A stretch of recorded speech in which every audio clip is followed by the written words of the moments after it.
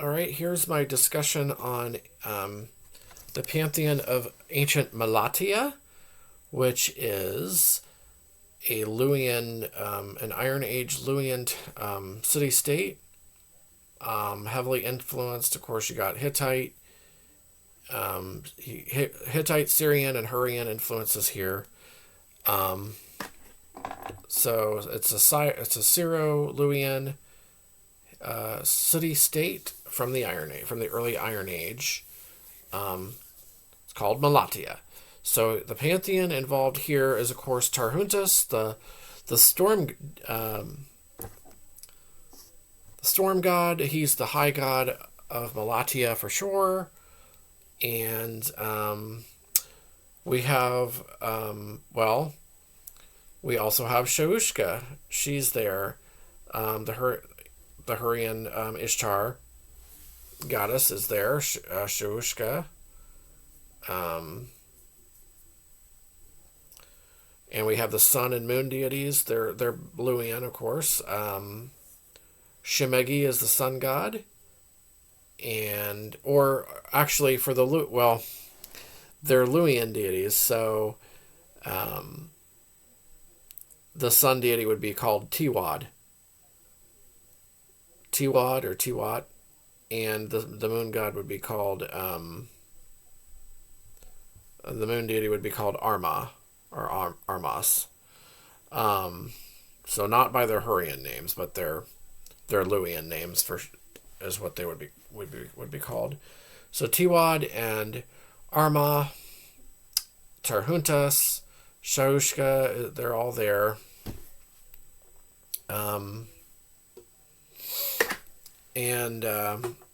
So the next ones, so the hunter, the god of the countryside is here. Runtia or Karunta is here. I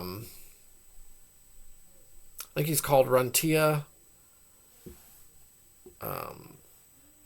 That is, of course, a one of the main Luwian deities that survived. He rides on a stag. He's like a hunter deity.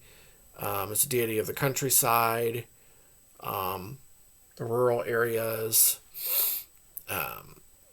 He holds a bow. He holds a bow and a spear. He's associated with, well, of course, the stag, but he's also associated with predatory birds like the eagle, hawk, and also rabbits as well. He can be found with holding a rabbit at times as well. So Rentia is at Malatya as well. And then we have, we have Kubaba and Karhua, the patron deities from the city of Carchemish. It's not clear how prominent they were there, but they were there. There's a stela or inscription that survived of both of them together. Karhua, I believe Karhua is on a lion, and he holds like a spear and maybe some ears of grain, possibly. But he seems to be primarily like a protective warrior deity. So that's Karhua. And Kubaba holds a mirror and pomegranate, usually. She seems to be like on a bull. She's usually associated with lions too. I think she's on like a bull on this on this stela.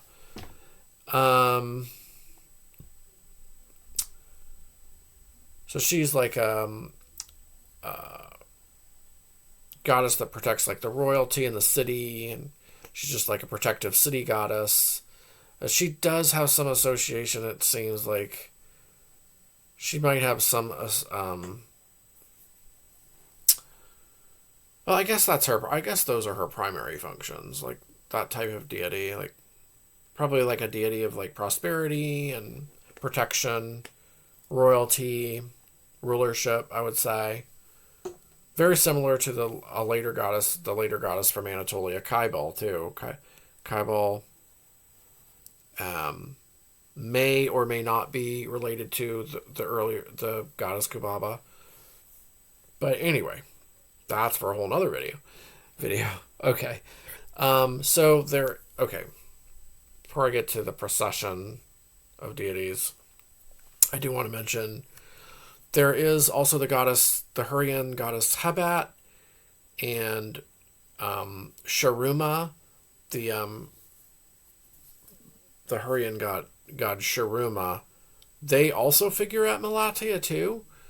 Now Sharuma is kind of like a warlike deity. He also may be like a shepherd style deity too. So is the Luwian sun god, by the way, and the Hurrian sun god was too, like associated with the shepherds, and the Hittite god was too. Sun deity was too. They all were. All the Anatolian solar deities were associated with shepherds. But let's see here. Sharuma, I think his name means like King of the Mountain or something like that. So he is also associated with lion, like either a lion or like another kind of wild cat, like his mother Hebat always was.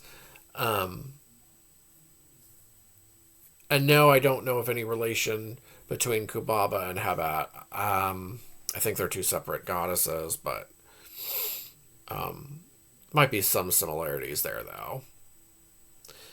And so Hebat, of course, would be the consort, here of,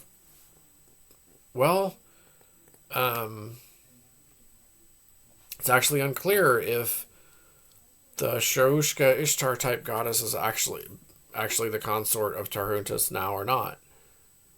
Since it's a later time period, and this is Luwian and not Hurrian. That's actually unclear, but I would assume Hebat would still be.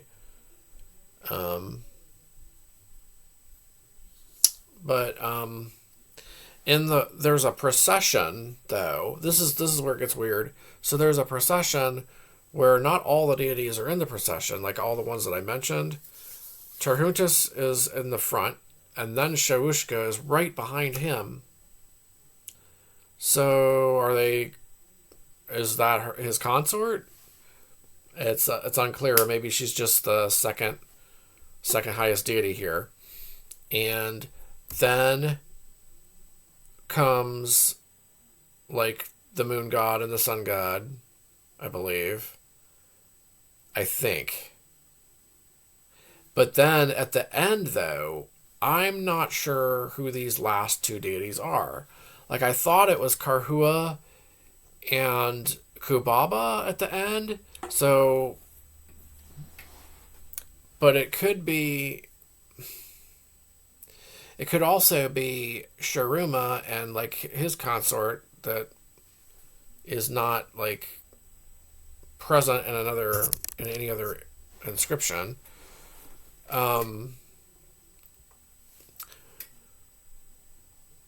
It looks like a Karhua, like with the spear. He's got like a spear and a club, I think, so it's a warrior deity for sure.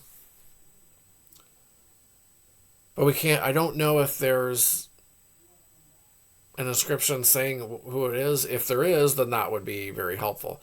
Then there's a goddess right behind him.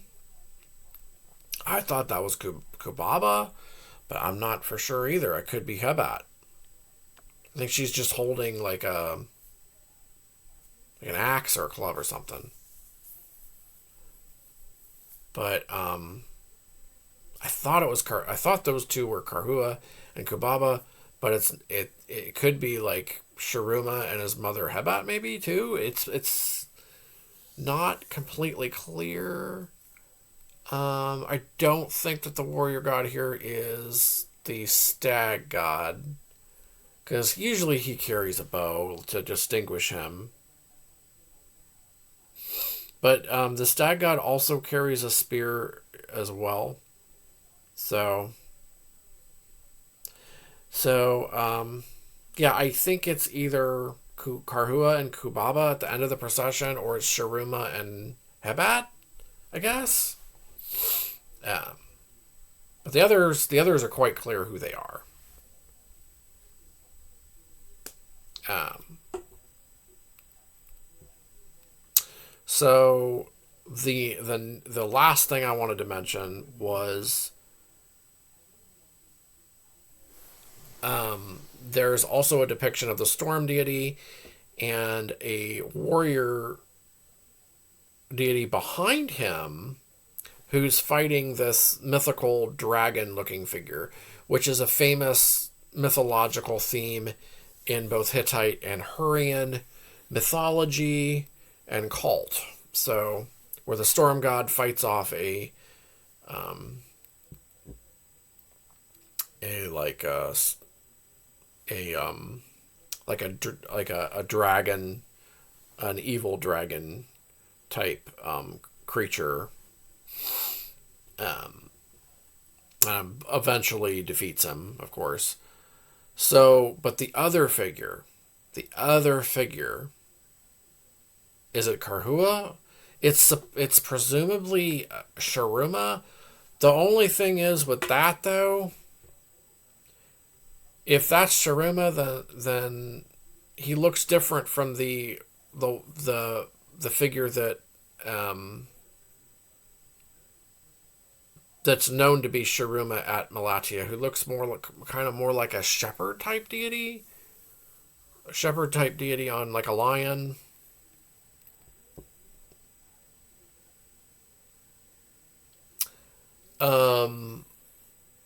But Sharuma has also been well known to have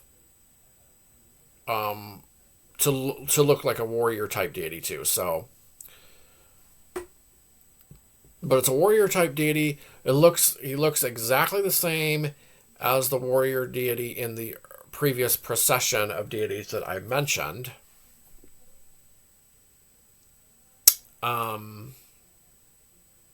So I'm assuming that's the same deity, from that procession that's right behind the storm god.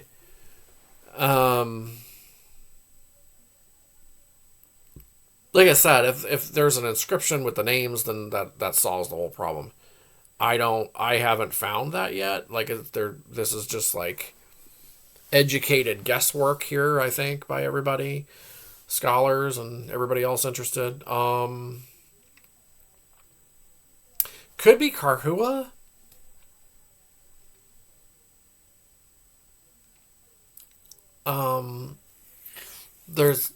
We don't know if Sandus, the warrior god Sandus, the Luwian warrior god Santus was there at Malatya or not. We don't know that. Sharuma and Karhua are both deities similar anyway.